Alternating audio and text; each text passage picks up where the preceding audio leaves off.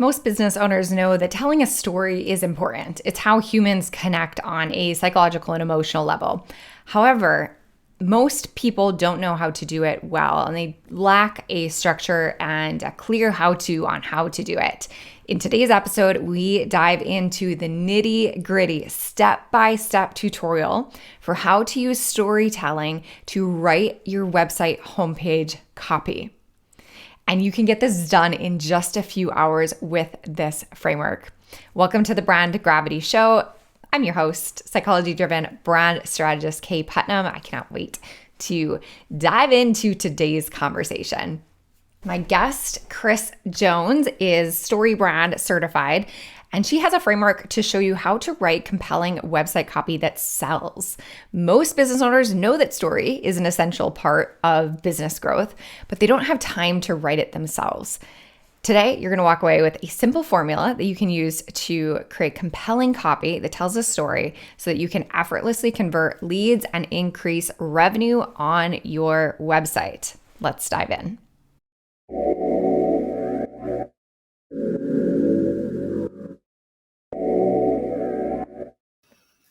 Kris, thank you so much for being on the show. I'm so excited to chat about storytelling and particularly about web copy today. Me too. I'm really, really happy to be here. Amazing. Okay, let's just dive straight into the meat. I don't want to make people wait. We all know that storytelling is important. How does it relate to website copy? Well, it's everything, right? I mean, story, you hear about story all the time, but really when people talk about the importance of story, they really mean the importance of story in how you show up online, whether that be your website, your social media, all the ways that you show up. So I think that what happens is there's this disconnect between, okay, let me tell my story and I have to write something on my website. How do I tell my story in a way that makes a good website? And when I talk about making a good website, it's like, how do I tell my story on my website so it gets me new clients and new leads and grows my business? So that's the big challenge. I think anybody who's read the Building a StoryBrand book nods their head like, yes, story, I love it, I get it. And then they're like, okay, now what? So it is really hard to break it down. But the beautiful thing about the framework is that there are 7 parts. And really, it's a way to filter your message because we love what we do. We love talking about it. We have a lot to say. And the biggest problem is when you put too many words on your website. So using a framework like that, or there's lots of great frameworks out there, but using a framework can help you filter out the noise so you only have on your page what is essential. And what's even more challenging is just the fact that people don't read websites anymore. They scan them. So it's like, how do I tell a story in like a handful of words that are being scanned on a phone or scrolled through on a phone in 5 seconds?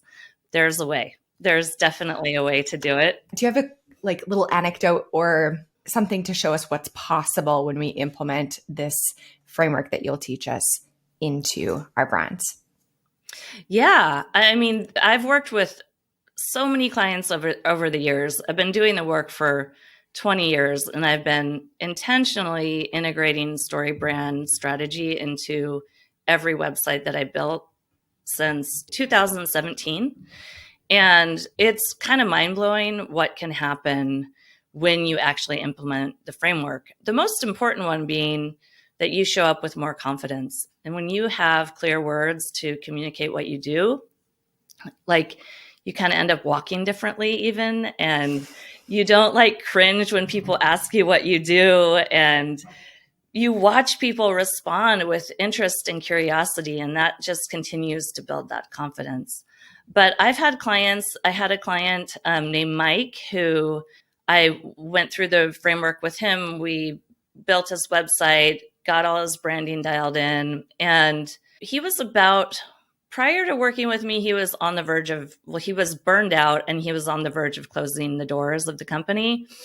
And then after we revamped his story, he was able to charge 6 times more for the service that he was doing before.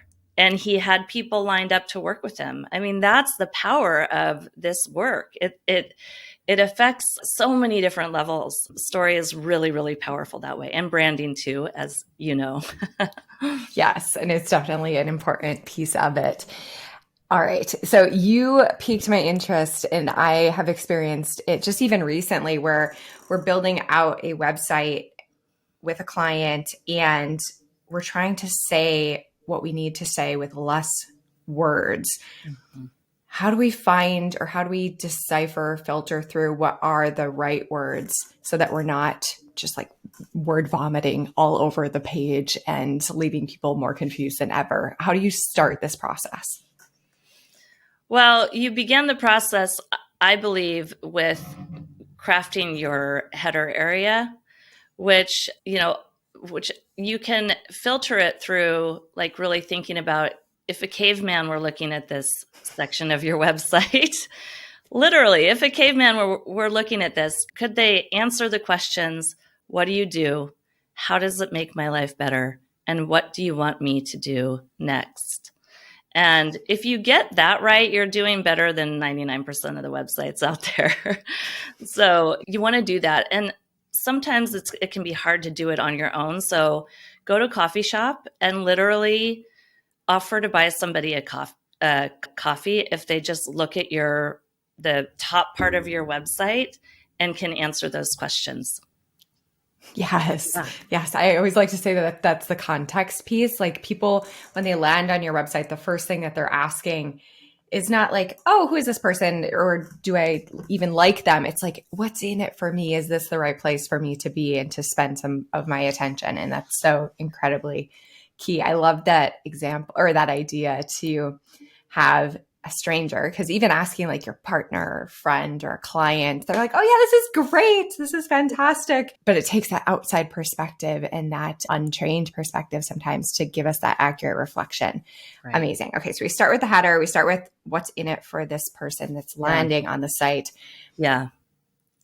Arguably, that's not so much the story, right? It's like, we're just like setting the context. So where do we go next? That part is just making sure they don't bounce, that they don't leave, right? We want to let them know that they're in the right place. And then the story begins at the section below that. So every story begins with a hero that has a problem. And that's how I recommend beginning your website. So what's the overarching problem that your customers or your clients are just struggling with? What's keeping them up at night? What problems can they just not solve that they're actually on the internet looking for someone to help them solve that? So I do this with a nice overarching headline that just defines the problem. It could be, I worked with a client yesterday and the overarching problem was many moms take care of everybody else and their health suffers as a consequence. That's a problem. And if I'm someone that has that problem, you have just pulled me into the story. And you're not really telling a story. You're crafting a narrative that's inviting them into a story with you, where they're the hero and you are the guide. And so we do that by defining the problems and the struggles that hero is having. And then I follow that headline with like 3 to 5 bullet points that just expand on that problem. What else is a problem because of that overarching problem? Yes. Yes. I want to make something super clear really quickly. It's not actually relevant, but just because so many of my audience is really familiar with the word hero in the archetype context, this is something that's separate. So kind of divorce that language.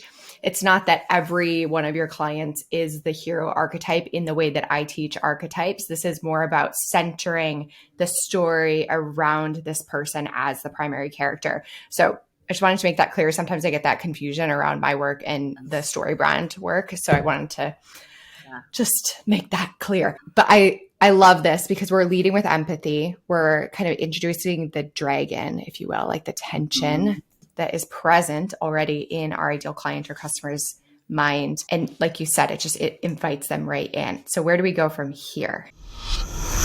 We're going to get right back to the interview. For the next few seconds, I'm going to share with you my Brand Clarity Collective and how it can help you grow your income and impact. If you're an entrepreneur who feels stuck or uncertain about what makes your brand stand out, then this is for you. The Brand Clarity Collective is a mastermind multiplied by mentorship. It's part online curriculum, part digital mastermind, and it's designed to help you get crystal clear brand clarity so you attract more perfect clients and grow your business. We have a thriving community of entrepreneurs who are all smart and driven. As a member of the collective, you get an all-access pass to all of my best branding courses, as well as access to our private community where you can connect with like-minded entrepreneurs and get feedback and support directly from me on our coaching calls. The Brand Clarity Collective is priced at just $297 per month, and after 6 months, you keep lifetime access to all of the courses. To learn more and to see if it's right for you, head over to my homepage at kayeputnam.com. There's a big section where you can click to learn more. I'll also include the link in the show notes wherever you are listening or watching. All right, let's get back. And what's cool about that, and you probably, you're a psychology-driven brand strategist, so you know all this stuff, but what's really fun about that section is, even though it's a little bit negative, it actually helps them feel seen and heard. And when you articulate the problem so clearly, they automatically think that you're the best one to solve it. So when you get this section right, you're really killing it. It's really, really powerful. So then they are continually scanning the environment to figure out how their life can be better, how they can solve the problem and their life can be better. And so we really want to just spoon feed that to them in the next section by showing them what's possible and how showing them like a better life for themselves now that this problem has been solved. So in that section, I often will put a stake in the ground around what my client believes. Like, I believe there's a better way. I believe, you don't have to add more to your plate to take incredible care of yourself. The one that came up yesterday was, I believe everybody benefits when women take the time for self-care.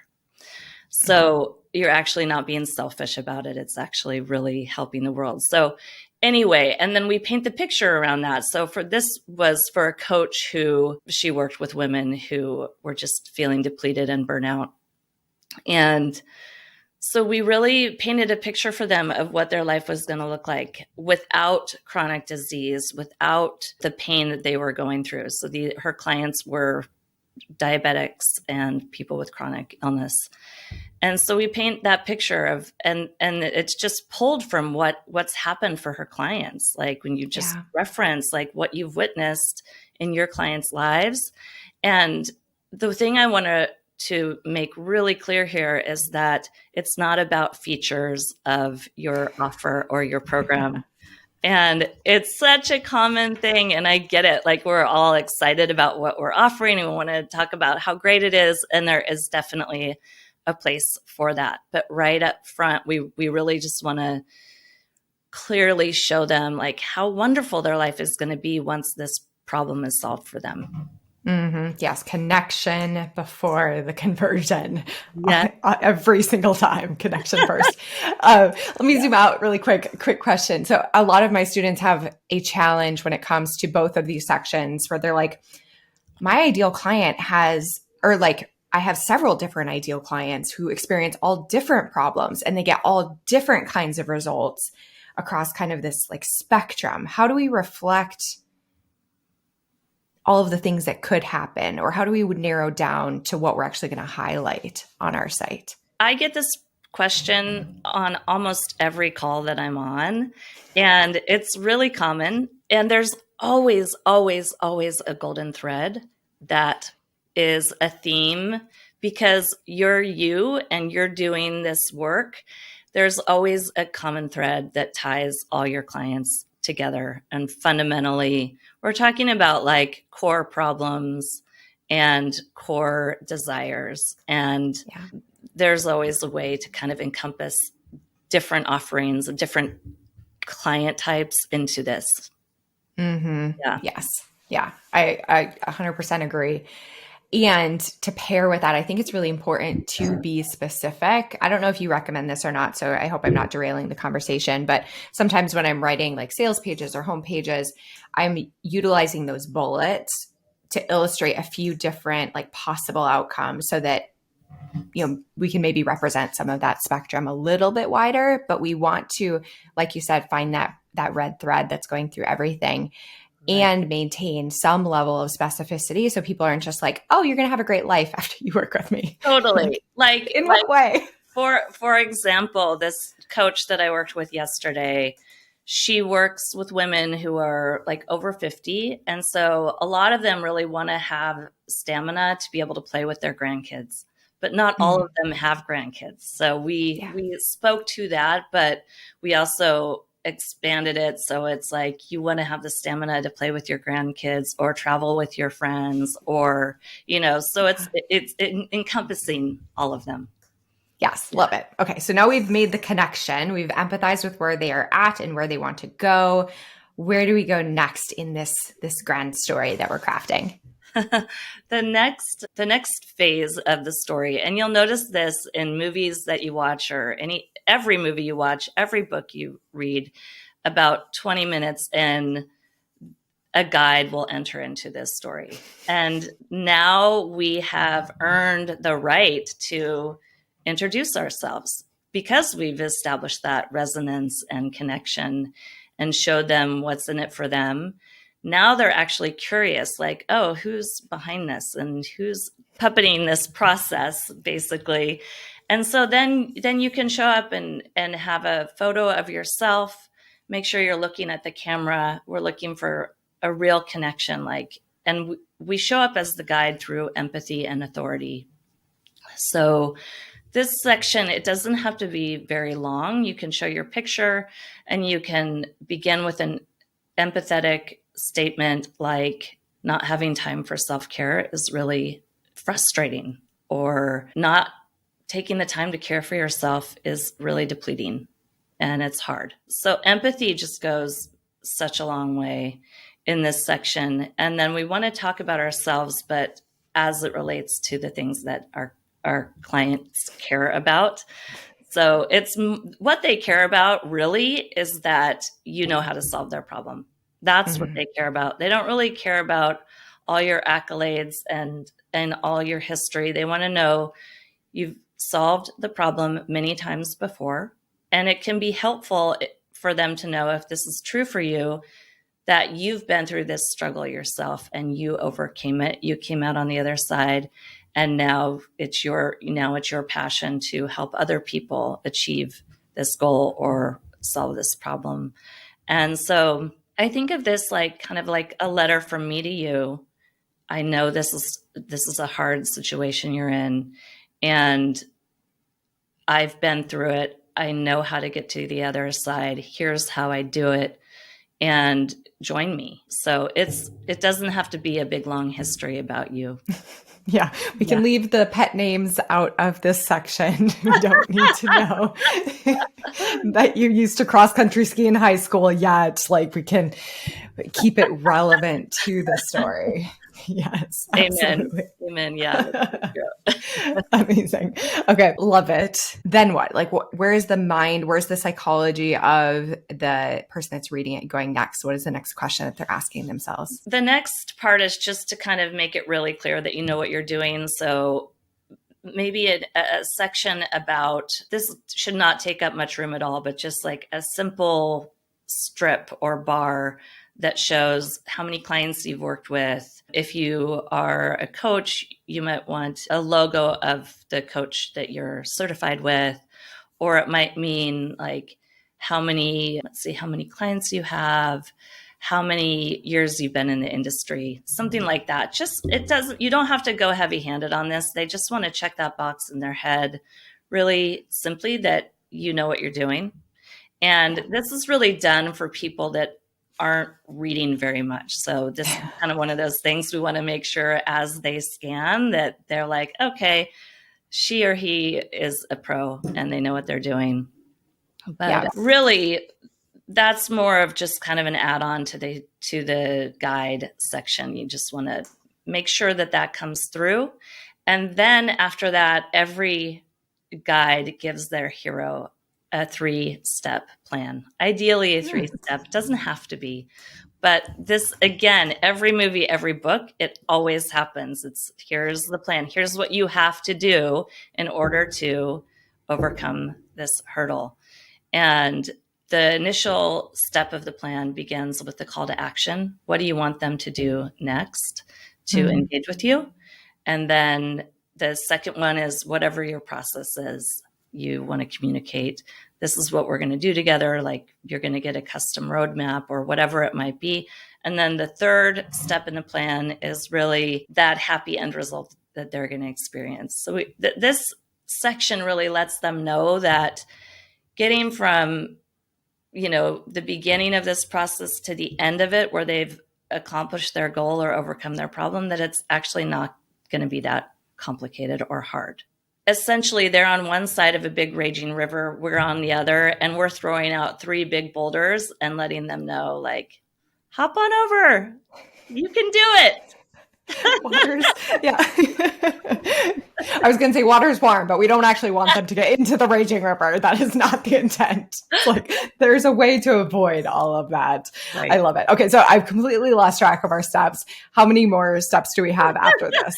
Gosh, so we've given them a clear plan. What we want to do next is just remind them what's at stake if they do nothing.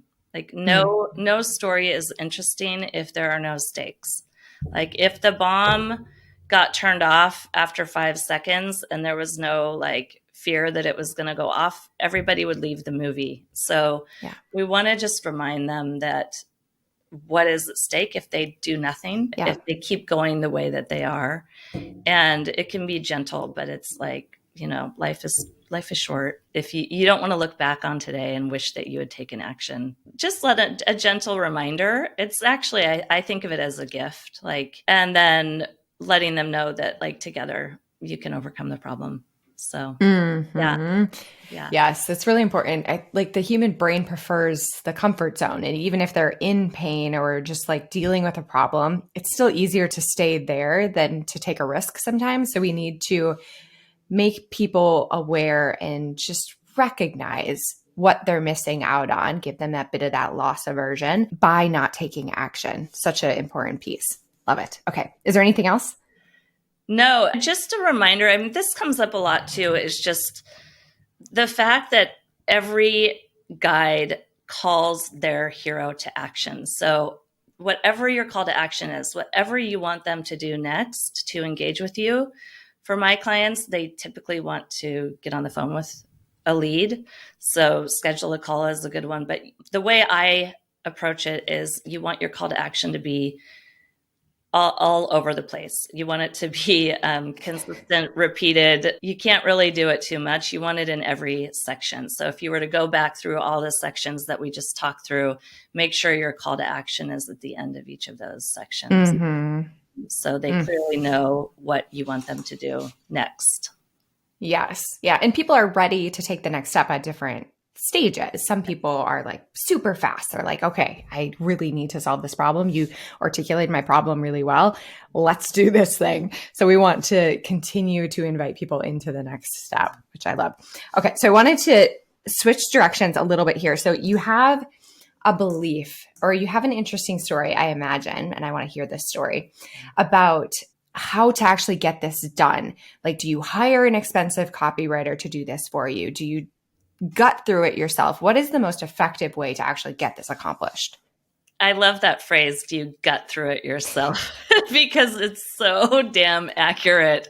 It's brutal. I was thinking this morning, I was walking my 5-year-old to school and I was like, the copywriting model is kind of broken because there's so many entrepreneurs and so many people taking the leap into becoming self-employed, which I'm such a huge fan of. Like, I believe in, for people that want to be self-employed, I believe you should take the leap. I think it's a beautiful path. But what we don't realize when we get into it is all the damn writing that needs to happen. And we think, oh, we're going to get just to do the work that we love. I'm a massage therapist or a chiropractor or whatever I do, and I just want to do the work that I love. And there's this whole other part-time job of like creating content, writing your website, posting on social, all this writing that has to happen. And it's not only that you have to do the writing, but you have to learn how to do the writing well and strategically, which can take a lot of time. So I spent years watching my clients. I started out in the industry doing web design, and I would often just ask my clients to write their own website copy. And I just watched the torture that, that they went through around it, and the delays and the frustration and the headaches. And I was just like, okay, we got to figure this out. It should not be that hard. So, back to the original problem of it just being like this torturous process, the alternate option of that is to hire a copywriter and have a kind of outsource your own voice, which when you're your own business, you can't outsource your voice. So what happens is copywriters are usually like very skilled, know what they're doing, they know how to write, but no one can capture your voice the way that you can. So when a writer goes off and writes for you, often, and not all the time, but often I hear from my clients that it just ended up being even more time consuming because it didn't feel like their voice. And so there was a lot of revisions and a lot of back and forth and very time consuming. And the reason they hired a writer in the first place was to save time and not have to write. So it's kind of like you're in a pickle, basically. You have to like stay up late and try and write it yourself. And even though you don't want to, or spend a lot of money and hire somebody, and that doesn't always feel really aligned with who you are. And if you're going to be sending people to your website, you've got to be excited about them going to visit your website. You've got to feel really confident and good about it. And so over the years, I've developed a method that is really collaborative. So you get, as the business owner, you get the best of both worlds, where you don't have to write it yourself and you don't have to hire a copywriter to just do it for you. It's very collaborative. So my method, it happens in 2.5 hours. You're done with your website copy completely. Yeah. So there's about 45 minutes to an hour of just answering some questions and watching a few videos that I have and answering some questions. And I know how to kind of, like, those golden nuggets are all in you. I just know how to kind of pull them out, and I know how to filter out kind of what's not necessary.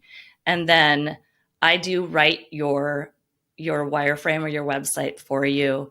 And then we get on a 90-minute call and go through each section in a very detailed way, just to make sure it's right on target with your voice, your clients.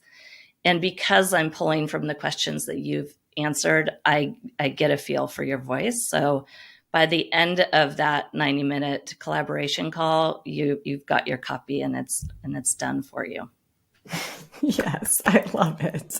And what a masterful example of that story structure that we just shared, because you presented the problem, the frustration, and presented another way, another possibility. Absolutely incredible. If people want to learn more, where should they go, and what resources can they find? Yeah. So if you go to Red Door Designs, it's REDDOOR Designs with an S on the end, .com. You can find everything that I offer there. My main offer is the one that I just talked you through, website copy that sells in 2.5 hours flat.